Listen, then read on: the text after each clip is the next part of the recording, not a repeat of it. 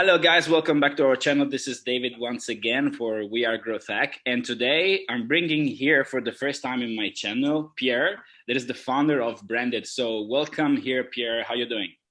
Welcome, David. I'm doing great. Nice to be here. That's amazing. So thanks for being here. It's our pleasure. We're talking about aggregators. We are introducing, the best in the industry. We already have spoken before a couple of months ago. As we were mentioning, it feels like it's been a lifetime ago because a lot of things have been changing. So tell us, where are you calling from and, what you're up to right now? Yeah, so I'm based out of Paris. So I'm calling from my apartment. It's been a bit more than 1 year that we've launched Branded. So just maybe a bit of background on myself. So I'm French, obviously. I'm an engineer. I spent time in the US. Over there, I actually met my wife, who is Singaporean. So that brought me to Asia. I spent first part of my career at McKinsey, and then I was in Singapore in 2012. And I was one of the founders of Lazada, which is an e-commerce platform in Southeast Asia. Got acquired by Alibaba in 2017. We scaled super fast, became leader in the market. And then I led the platform up until 2020, where I moved on and come back to Paris and co-founded Branded. So it's been a decade that I'm in the e-commerce world. I've seen firsthand some of the transformation of retail. I love the industry. I love scaling businesses. I love scaling the brands, and that's really what appealed me to start Branded. I met a few of my other co-founders, and we decided to start the platform towards the end of 2020. But I'm sure we're gonna talk a little bit more about this now. Yeah, so that's amazing. That's a good CV that you got there, right? So it's quite interesting and it's quite good. So you were actually introducing Lazada, and we have talked about Lazada. I mean, not for too long, not too many times, because we covered mostly Amazon, and now we're starting to talk about Walmart. But definitely Lazada has got very huge potential. So I actually think that we have done a video regarding Southeast Asia. You guys can check it out. It will appear somewhere here. But here we are today talking about aggregators. So Pierre definitely has got a very solid background when it comes to e-commerce. So he definitely knows what he's doing here. And so tell us how Branded was born, and how did you get this idea? How did you actually put together everything to create Branded? I think we're faced with a massive opportunity today when it comes to retail, e-commerce in the coming years. And this has been accelerated by COVID. The way consumer choose product is rapidly evolving. The consumer they rely more on social proof. They rely more on what their friends buy. They don't necessarily go for the big brands. They are very willing to explore smaller brands, challenger brands, and they want the products that really fit their needs.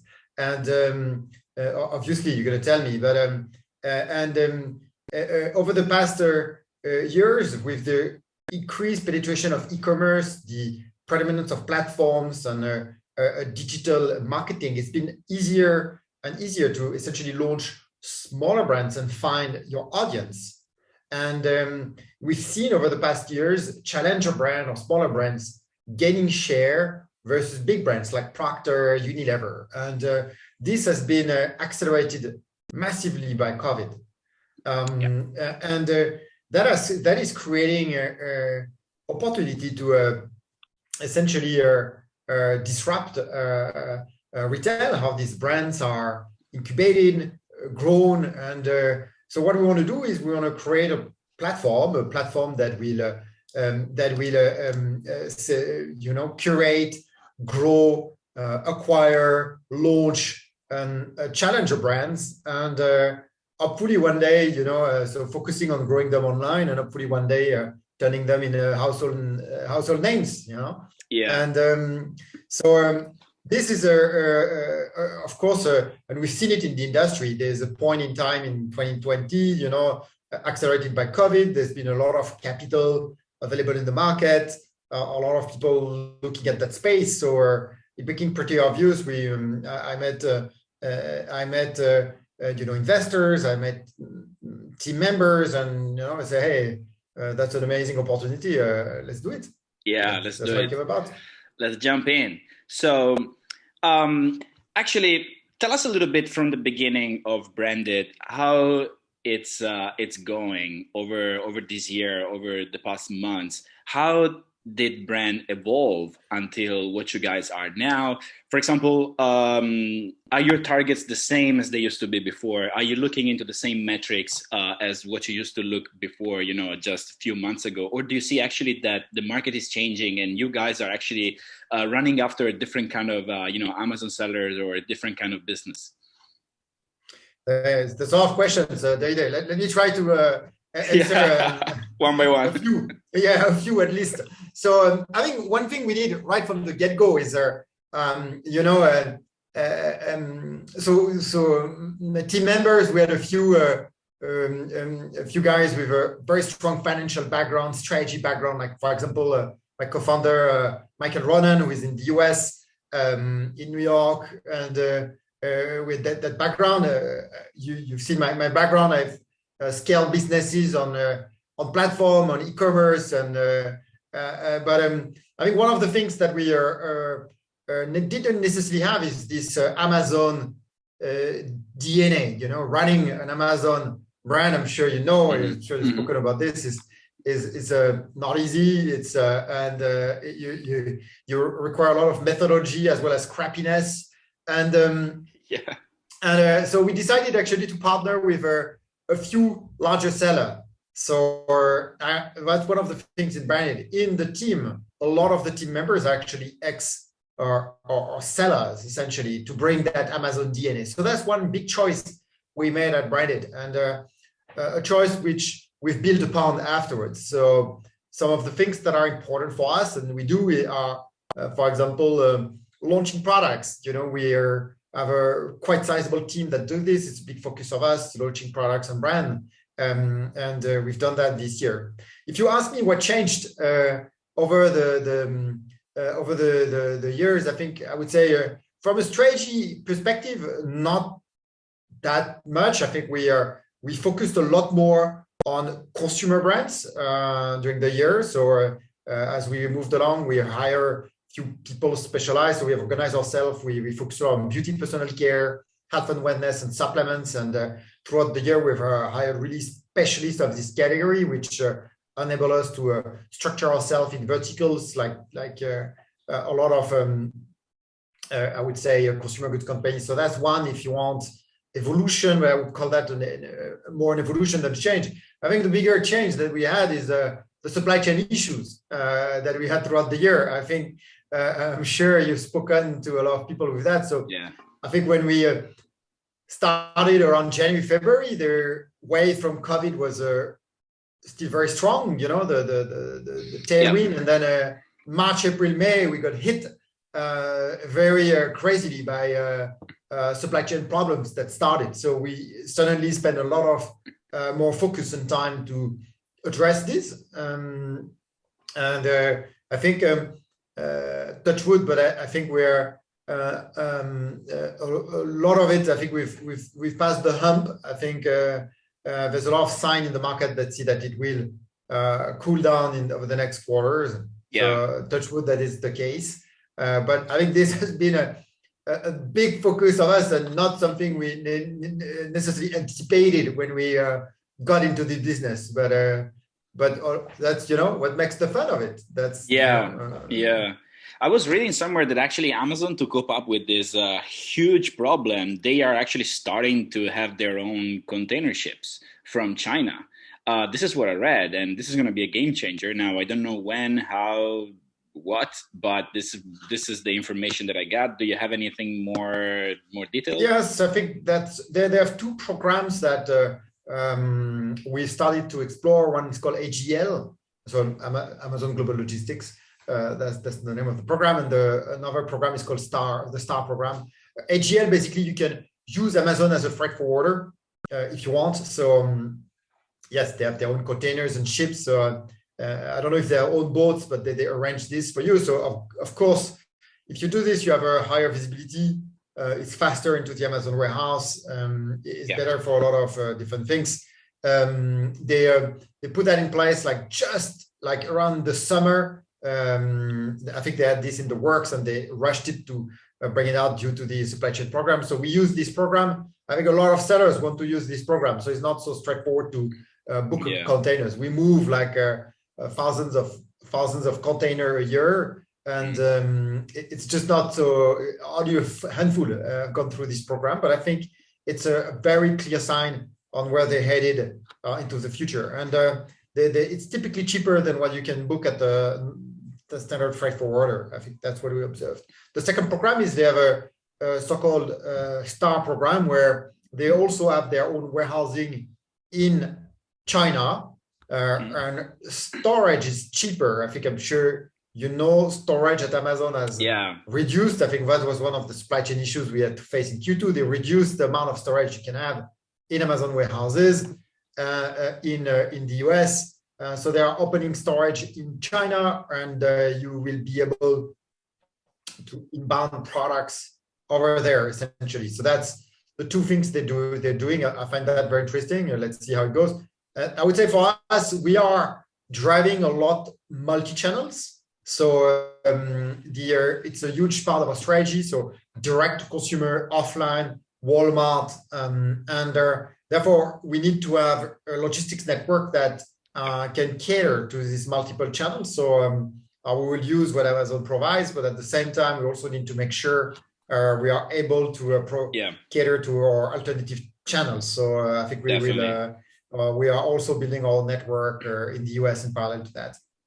Yeah, it is important to understand as a seller when you want to approach this business as a multi-channel seller. I was talking actually before to some other guys, and we were saying when this is not the case, when you don't have enough resources, enough time to focus, on a lot of channels, then you should just focus, for example, on Amazon or on your Shopify. Or if you have Amazon, you can use your Shopify just as a mirror, just to get traffic, or your social media. Don't spend too much time and money if you don't have enough. Try to focus on what gives you profit.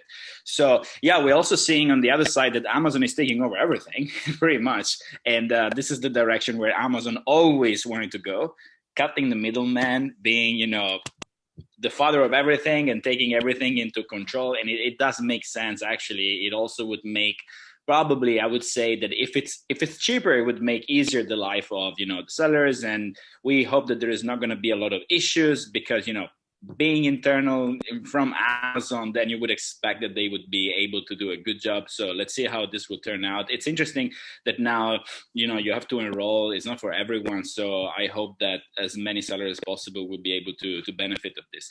I have a question for you here. As we're talking, about branded as an aggregator here, can you tell us what kind of business is the most appealing to you? Because I believe that you guys are doing something a little bit different from the other aggregators. You don't really look for the typical seller that other aggregators go for. You mentioned before supplements. That this is a category that a lot of aggregators actually try to stay away from. So who's the most appealing kind of sellers? Do you go by category? Do you go by, kind of business or region? Yeah, so I think the first thing is we want to buy the basis of retail is having good products for the consumer and providing them a good experience. So I think what's very important for us is we want to buy high quality products. So that is the basis. So a good business, high quality products, you can do a lot of things with this business, no matter but besides that, I think it's what you mentioned. First, we want to we have categories. So we have a category strategy, and we want to based on our category, based on our strategy, or the business that fits in will be more appealing to us. That being said, I think we also sometimes see businesses that we not necessarily had thought of before in categories that adjacent, that is not in the. If we have the right founder, the right setup, the right business, we're also very we're also open to we have this discussion of course. That's number one. The second thing is we are looking, when we buy a business, we really wonder how will this business evolve in the portfolio, not for the next 2-3 years, but 5 years, in even longer term, you know. And so for that, it has to. I think it's the product portfolio has to fit within our product portfolio. We need to see the evolution. We need to see some of the synergies that we have, and also from a brand perspective, we need to see how the brand is going to evolve and understand that. So that makes businesses that have a lot of appeal to us, because we want to build brands over time. So of course, Davide, that being said, not all brands will be equal in a portfolio. So yeah. And so obviously in our portfolio, we're gonna have star brands which will have a potential to become $100 million, or have the potential to become $100 million brands that we've acquired because there's good synergies and we think we can have good business, and then or simply just good products, you know, and then we'll see what happens. So we have of course a range of businesses under our portfolio, of course. This is interesting. How do you actually evaluate when a brand has got potential? For example, when I'm reading or when I'm listening to some of the interviews, for example, talking to you now, I'm thinking about Jeff Bezos' stock investment strategy was it would invest most into the brands, into the companies that he knew were going to change people's lives, you know, within the next 5 to 10 or 20 years. So when you're actually looking at a brand that you're analyzing, how do you look at it? Do you do the same, you know, kind of thinking? Do you think, okay, is this going to change people's life? How do you actually evaluate if a brand is going to be good or not, if it's got the potential to reach this 100 million business? Yes. So, I mean, the basic is to make sure we have a good business in front of us, you know, independent of wherever it's going to reach. You know, that sounds the basics. Silly, but that's the basics. So and I think here, so we have a team of M&A that does this. I believe so different groups have different methodology. But we look at the trajectory in the past. We look at the supply chain. We look at all the marketing and all the different components, and we look at the competitive position. We look at the margin trajectory and all of that. But then the second part is more from a strategic angle, which I think is where your question was. I think for all of the categories that we are focused, we have a category strategy. We say we're going to want to play in your beauty, personal care. These are the different segments and product lines we want to play, and this is the brand we want to acquire. And we look at, therefore, when we see a brand, we look at how does it fit our category strategy, and does it complement our product portfolio, and also what are the synergies with existing products that we have, you know, because if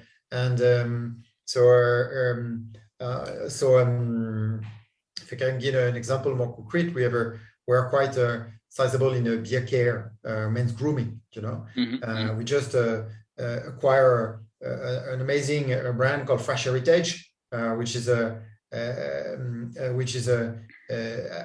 men's grooming for Afro-American communities in the US, and this it was a brand focusing mostly on direct consumer, very little Amazon presence, with a very iconic visionary founder, Gamal, who's going to stay with us, and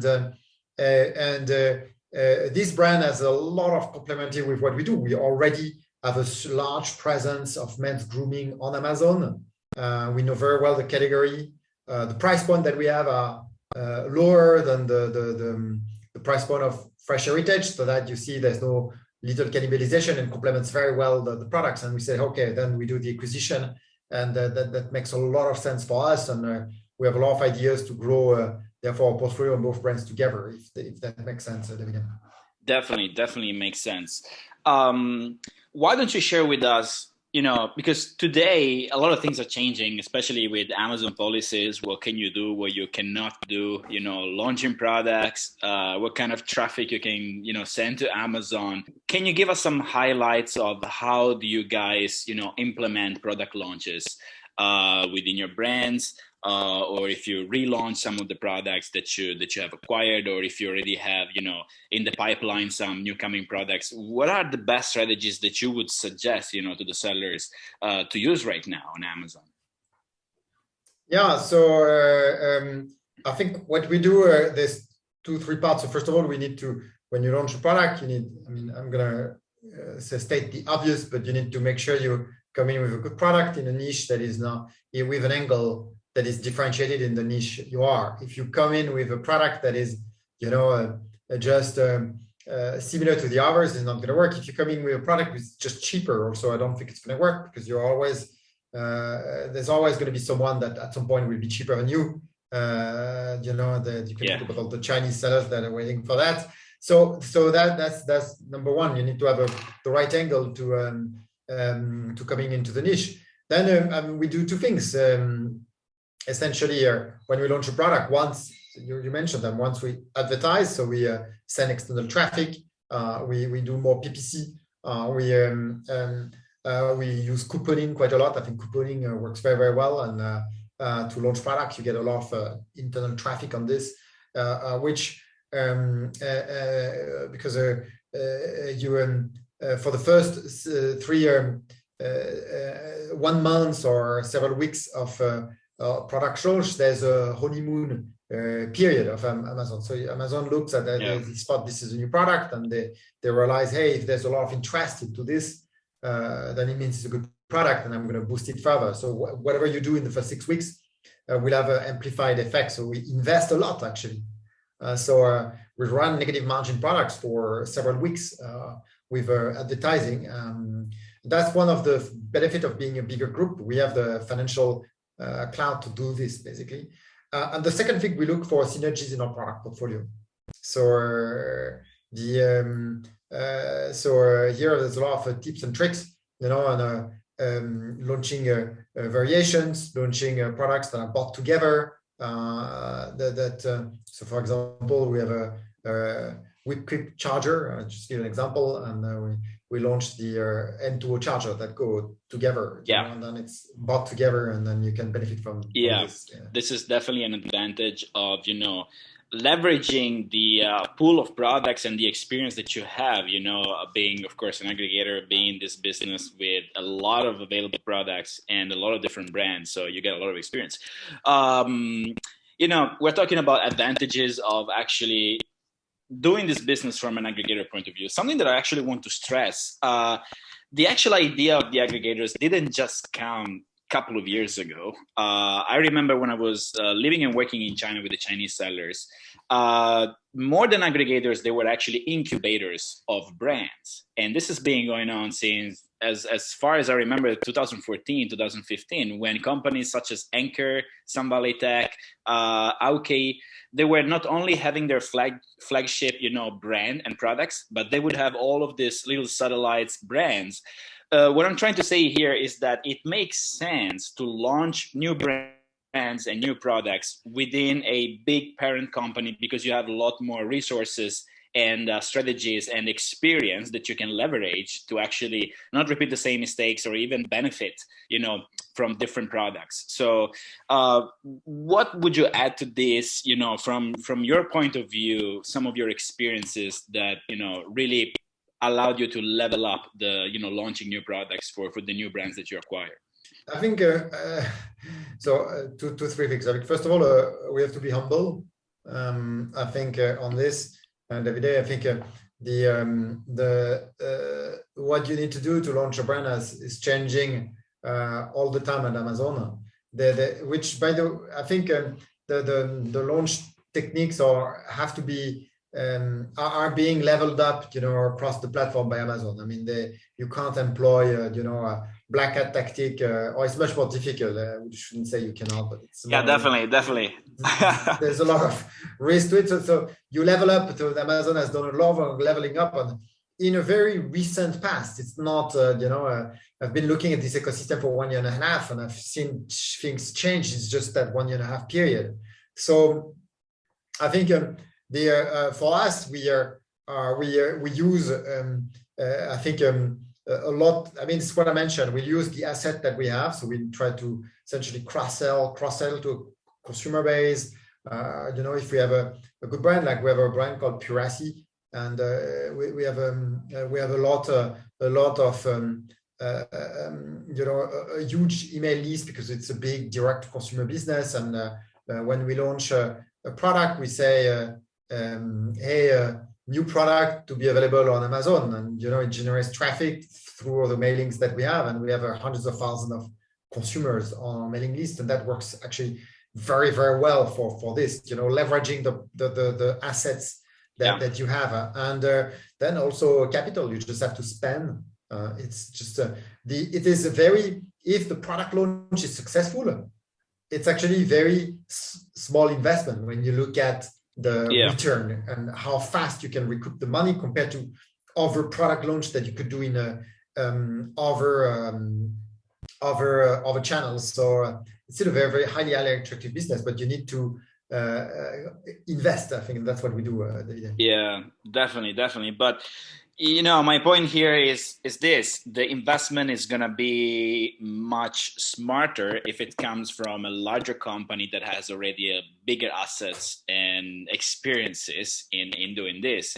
So yeah, this is what I've been seeing, in over the past years with all the companies I've been working with, because we actually recognize the struggle of the entrepreneur Amazon seller that is starting from zero without an email list. Starting from scratch a new brand, this might be a struggle. So we know, hang in there. You're gonna get there. Don't worry. Do your due diligence, your work. Make your brand, groom your brand, and grow your brand, and eventually you're gonna get there where you want to be. So talking about this, I would really love you to give us some quick tips for sellers who are thinking about eventually, maybe in 6 months, maybe in 1 year, maybe in 2 years, exit their business and sell their Amazon business. What would be the, let's say, top 1 or top 3 advices that you can give right now? Yeah, I think the first one is when you sell your business, you should think about it as you should have an understanding of why you sell. So, and it's what are you looking for, and how does that play in your career or your life choice or whatnot? And I think because if you just try to, if you go through the motion and say, it's cool, a lot of people are selling their business and they do the same, and then you don't know what you're optimizing for. And so I think that's actually quite important. I've seen sellers or people that have sold their business, and after they sold, they get a bit of money, and then they're like, hey, what do I do next? So I think and there's as many answers as people, but I think sellers that run better processes are the ones that really understand that. And we can have a dialogue about it. It's not about something you do in your corner and you come back, you can talk about it. I think that's one. And often, for us, we do a lot of, we do a lot of partnerships. A lot of the sellers we have a fair number of sellers that stay on board with us, and they come with us because they want to grow their brands, and they want access to capital to do this, and that's the reason, and that's why they go through this kind of transaction. So it's very important in that case to have dialogue about it. The second thing, of course, you have to prepare your business for a transaction, and there's a lot of people that can help you doing this. I think the basics is the financials. You need to have your ducks in a row for financials, and when you do this, a lot of these businesses are valued. Their valuation is based on the EBITDA of the business or the earnings of the business, and you need to take a bit of time to understand these earnings and also potentially optimize these earnings. I think secondly, you should make sure you prepare the business for the future also, and because we've seen businesses where for example, we've turned on a lot of businesses. They are pumped up for a certain to optimize the earnings, but often when you do this, sometimes you let the door open for competitors to come in because you're priced up, which is okay for a few months, but then you can see competitors growing, and there's no pipeline of products development behind. It's an old product that are 2-3 years old, and then you're like, this business has a very high earning, but what is the future, of the business? And I think that's very important as a seller to think about the future of the business upfront, and to make sure you have attractive buyers around. So I think these are the two. I would say the two things. Make sure your business is well prepared, looking at the past, but there's a future to the business also. I love the comparison. The 3 levels. Past, present, and future. So why did you want to sell your business? What you're looking at, and how does your numbers look like right now, and what you're gonna do in the future? Because if you're gonna hand over, a cake that doesn't taste good later, so this is crucial. So Pierre, we keep our videos very short, and this was packed with information. The last thing I want to ask you before letting you go is this: where do you see this whole industry going in the next year? And I mean both selling on Amazon and also the aggregators industry. So if you ask about just next year, I think I would say there's been a lot of capital that has been raised. This capital will continue to be deployed. So I expect a lot of still a lot of activities in terms of M&A next year. I think some teams that have acquired businesses, and we can already see, so it's not a crystal ball thing, but a lot of people that acquire businesses, they suddenly realize it's not about, hey, I just acquire it, I need to run the business now. And running an Amazon business is very difficult. So if you don't have the team and the platform to do this, you're in for bad surprises. I think a lot of the Amazon business, so I think we already see some of that now. So we're probably going to see a little bit more next year. I think that's the two things that happen. I think longer term, essentially a whole industry was bootstrapped in just a couple of years, and that's pretty amazing. Investors have realized that running a brand and a seller online it's a very attractive business. It's like you run a shop in the main street, so you create value, and these are real assets, and therefore there's you can buy and sell this asset, and I think that is here to stay. So we will see this industry continue for the years to come. I think the kind of player that acquire this asset, you will see that I think they will specialize more and more over time, because as you specialize, you can scale, you get efficiency, and you run better. So I think we'll have groups that focus on certain, we focus on categories, groups on a certain industry, supply chain, different angles to this, consumer base. And so we'll see that a little bit more in the coming years or so. That's amazing. So we had a little bit of information, a little bit of prediction where the market is going, what are the trends, and a lot of tips here. Be careful, guys. We gave a lot of high level tips, but I think it's very, very useful. We really touched some important points here that I definitely agree. And this is where the economy is going, these assets online, but actually tangible assets, and the value is just increasing. So this was great, guys. If you want to keep in touch, to get in touch with Pierre, we will leave the contact information and the website link, the URL, so you guys can get in touch. If you are curious about getting to know more about your business, maybe an evaluation or anything, just get in touch and they will respond to you. So Pierre, thank you very much for being on our channel. We do it very, very compact, very quick. Guys, remember to hit the like button, subscribe, so we can do more and more of those videos. Pierre, if you have nothing else to say, any other tip, or we would just leave the guys to contact you, to get in touch with you. Okay. Yes. That's great. Thank you very much. See you next time.